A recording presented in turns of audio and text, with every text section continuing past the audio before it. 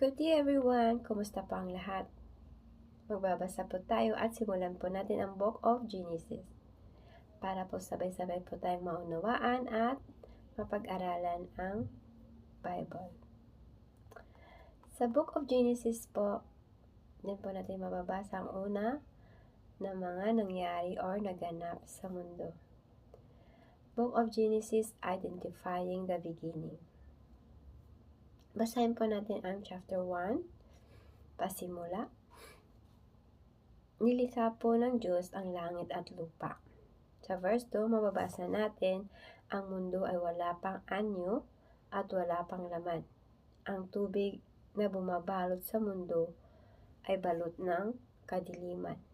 Ang Espiritu ng Diyos ang kumikilos sa ibabaw ng tubig. Sa verse 3, mababasa po natin, sinabi ng Diyos, magkaroon ng liwanag at nagkaroon nga ng liwanag. Sa verse 4, nang makita ng Diyos ang liwanag ay nasiyahan ng Diyos, kaya hiniwalay ng Diyos ang liwanag sa kadiliman.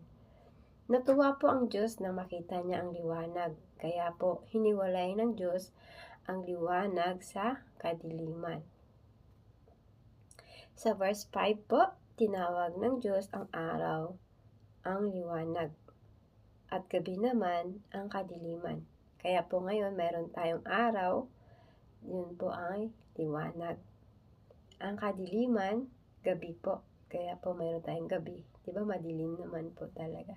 Tapos pag umaga na ay maliwanag na po. Diba?